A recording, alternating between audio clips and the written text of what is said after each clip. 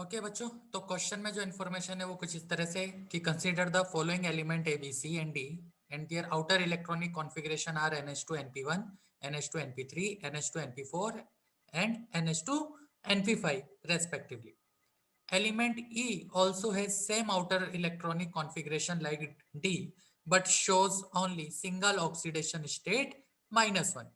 If element A, B, C and D belongs to same period as that of sodium, consider the following compound.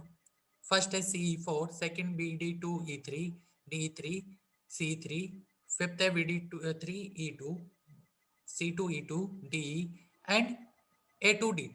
तो ये compounds आपको बच्चों दिए हुए हैं और जहां पर सी ई ए बी सी डी सबका इलेक्ट्रॉनिक कॉन्फ़िगरेशन दिया हुआ है और आपसे वो क्वेश्चन बोल रहा है कि आपको x अपॉन y की वैल्यू कैलकुलेट करनी है जहां पर x एंड y आर क्या है, total polar and non polar compound. तो बच्चों इस क्वेश्चन को फटाफट से अब हम सोल्व करते हैं और देखते हैं कि क्वेश्चन में हम कैसे क्या कंक्लूजन निकाल सकते हैं। तो सबसे पहले अगर हम बात करें तो जो एलिमेंट ए है उसका कॉन्फ़िगरेशन यहाँ पे दिया हुआ है NH2 NP1 और क्वेश्चन ने बोला है कि ये सब जो एलिमेंट है वो सोडियम वाले पीरियड से बिलोंग करते हैं। तो ये जो हो गया ये एल्यूमिनियम हो गया अगर हमें आउटर मोस्ट शेल का इलेक्ट्रॉनिक कॉन्फ़िगरेशन पता है।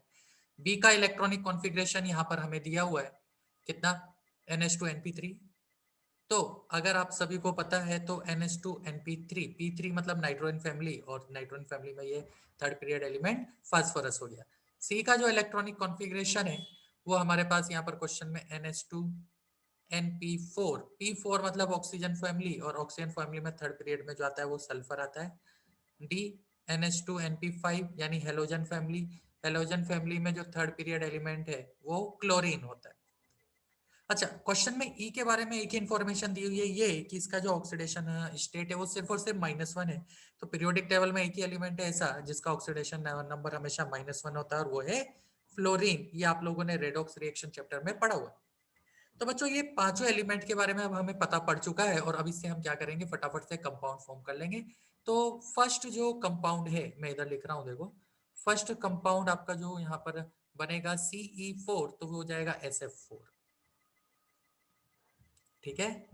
सेकंड कंपाउंड जो यहाँ पर आपका बनेगा वो है Bd2E3, बी मतलब फास्फोरस, D2 मतलब Cl2 और E3 मतलब F3। ठीक है।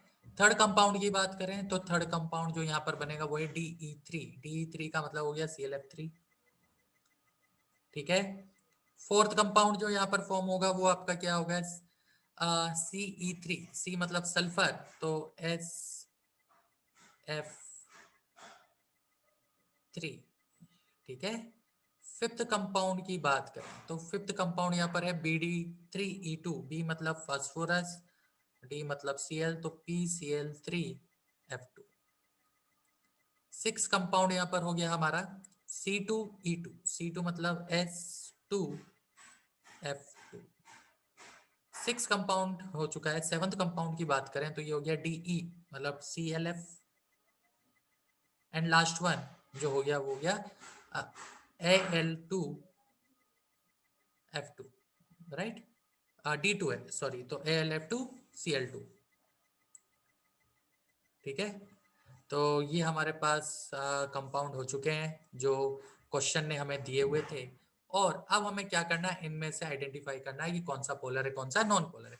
तो हम एक एक कंपाउंड की स्ट्रक्चर पे जाते हैं। तो जब आप SF4 की स्ट्रक्चर पे जाओगे तो ये जो शेप निकल के आएगी ये टी शेप निकल के आएगी। ठीक है। तो इस टी शेप में आपको पता है कि ये एक पोलर कंपाउंड है, डाइपोल मोमेंट इसका जीरो नहीं है। क्यों? क्योंकि ये जो दो फ्लोरीन है जो कि एक्सियल पोजीशन पे है इनका डाइपोल मोमेंट तो कैंसिल आउट हो गया, लेकिन बाकी दो फ्लोरीन का लोन पेयर से कैंसिल आउट नहीं हो रहा है, यानी इसका डाइपोल मोमेंट क्या है, is not equal to zero. तो ये हमारा कैसा हो गया, पोलर हो गया। सेकंड पे आते हैं PCl2F3 और इसकी जब आप स्ट्रक्चर बनाओगे बेंट रूल से जो कि अपन ने ऑलरेडी क्लास में पढ़ा हुआ है, तो जो फ्लोरीन है दो वो तो पहले एक्सियल पे आ चुके हैं। ठीक है। तो इनका तो डाइपोल मोमेंट कैंसिल आउट हो जाएगा, लेकिन बचा हुआ एक फ्लोरीन और दो क्लोरीन जो है वो एक दूसरे के साथ डाइपोल मोमेंट कैंसिल आउट नहीं करेंगे, यानी इसका भी जब आप म्यू देखोगे डाइपोल मोमेंट तो वो जीरो नहीं है, नॉन जीरो वैल्यू है। तो ये भी हमारा कैसा कंपाउंड हो गया, पोलर कंपाउंड हो गया। तो वन और टू तो पोलर हो गए। ठीक है। थर्ड स्ट्रक्चर आते हैं ClF3। तो जब ClF3 की बात करोगे तो क्लोरीन के वैलेंस शेल में 7 इलेक्ट्रॉन होते हैं, 3 बॉन्ड फॉर्मेशन में जा चुके हैं, 2 रिमेनिंग है। तो 2 पेयर रिमेनिंग है, तो ये तो 2 पेयर हो गए, और 3 हमारे किस में जा चुके हैं, बॉन्ड फॉर्मेशन में। तो ये जो शेप आएगी ये टी शेप आएगी, और टी शेप में अगर हम देखें तो जो एक्सियल बॉन्ड है उसका तो डाइपोल मोमेंट कैंसिल आउट हो जाएगा, लेकिन जो इक्वेटोरियल पोजीशन पे एक फ्लोरीन 2 लोन पेयर है वो डाइपोल मोमेंट कैंसिल आउट नहीं होगा, यानी इसका भी mu is not equal to 0। तो ये भी हमारा कैसा कंपाउंड हो गया, पोलर कंपाउंड हो गया। ठीक है बच्चों, अब हम बात करते हैं फोर्थ कंपाउंड की, जो कि यहाँ पर दिया हुआ है SF3। तो सल्फर, सल्फर के जो वैलेंस शेल है उसमें 6 इलेक्ट्रॉन होते हैं, 1 2, एक लोन पेयर, 3 4 5 6। तो 3 फ्लोरीन है ना, 3 फ्लोरीन के बाद एक लोन पेयर बच चुका है, और उसके अलावा एक और इलेक्ट्रॉन भी बचा हुआ है। तो यहाँ पे ये जो डाइपोल मोमेंट है वो नॉन क्या निकल के आएगा, is not equal to 0। Non zero dipole moment value आएगी। क्यों? क्योंकि ये जो लोन पेयर है इसका डाइपोल मोमेंट बाकी फ्लोरीन से कैंसिल आउट नहीं होगा, तो ये भी हमारा क्या हो गया, पोलर कंपाउंड हो गया। ठीक, अब बच्चे यहाँ पर एक जो हमने स्ट्रक्चर बनाई थी बी वाली, वो थी PCl2F3, और जबकि फिफ्थ वाले में है PCl3F2। तो इसकी जब हम स्ट्रक्चर बनाएंगे तो देखो बच्चों, इसमें जो फ्लोरीन है वो दोनों तो एक्सियल पोजीशन पे आती है, ये अपन ने क्लास में पढ़ा है रूल, है ना, बेंट रूल। लेकिन जो बचे हुए 3 क्लोरीन है वो इक्वेटोरियल पोजीशन पे आ जाएंगे, और तीनों क्लोरीन इक्वेटोरियल पोजीशन पे एक दूसरे के साथ 120 डिग्री सेल्सियस पे। तो जिस तरह से BF3 का 0 होता है, इस तरह से ये जो इक्वेटोरियल पोजीशन पे CL3 है ये भी डाइपोल मोमेंट 0। तो ओवरऑल इस कंपाउंड का डाइपोल मोमेंट क्या आ जाएगा, 0 आ जाएगा। तो ये एक नॉन पोलर कंपाउंड है। तो अभी तक अपन को फर्स्ट नॉन पोलर कंपाउंड मिल चुका है। इसी तरह से जब हम नेक्स्ट स्ट्रक्चर पे आते हैं जो कि H2F2, तो अगर आप S को ऑक्सीजन से रिप्लेस करें तो ये O2F2 जैसी स्ट्रक्चर हो गई, जो कि एक half open book like structure होती है। ठीक है बच्चों, तो इसमें अगर अपन देखें तो फ्लोरीन से फ्लोरीन का डाइपोल मोमेंट कैंसिल आउट, और लोन पेयर से लोन पेयर का भी मोमेंट कैंसिल आउट हो जाता है। तो ये जो स्ट्रक्चर है ये भी नॉन पोलर स्ट्रक्चर है, क्योंकि यहाँ पे डाइपोल मोमेंट 0 निकल के आ रहा है। तो अभी तक हमें 2 नॉन पोलर और 4 पोलर स्ट्रक्चर मिल चुकी है। अब हम आगे चलते हैं ClF। ये एक लीनियर शेप है, लेकिन क्लोरीन एंड फ्लोरीन दोनों की इलेक्ट्रॉन नेगेटिविटी में डिफरेंस है, इसलिए इसका डाइपोल मोमेंट नॉन जीरो है। तो ये भी पोलर कंपाउंड हो गया। ठीक, लास्ट Al2Cl2। तो अगर हम बात करें इसको सिंप्लीफाई फॉर्म में तो AlCl और AlCl के बीच में इलेक्ट्रॉन नेगेटिविटी डिफरेंस है, इसलिए इसका भी डाइपोल मोमेंट नॉन जीरो हो गया। तो ये भी कैसा हो गया, पोलर हो गया।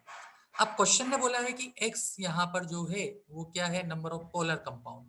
तो अगर हम ध्यान से देखें तो 1 2, देखो 1 polar, 2 polar, 3 polar, 4 polar, 7 polar and 8 polar. तो टोटल जो X की वैल्यू यहाँ पर निकल के आ रही है वो कितना निकल के आ रही है, X की वैल्यू यहाँ पर 6 आ रही है। सिमिलरली अब Y की वैल्यू बात करें, Y क्या है यहाँ पे, नॉन पोलर। तो नॉन पोलर कंपाउंड यहाँ पे 2 ही है, कौन कौन से हैं, 5th और 6th। तो Y की वैल्यू आ गई 2। ठीक है, क्वेश्चन में हमसे क्या पूछा है, x/y। तो x/y की जो वैल्यू आएगी इस क्वेश्चन के लिए वो आ जाएगी 6/2, जो कि कितना होता है 3। यानी इस क्वेश्चन का जो आंसर आया वो कितना आया, 3 आया। तो बच्चों ये था क्वेश्चन जो कि केमिकल बॉन्डिंग चैप्टर से था। बढ़ते हैं आगे।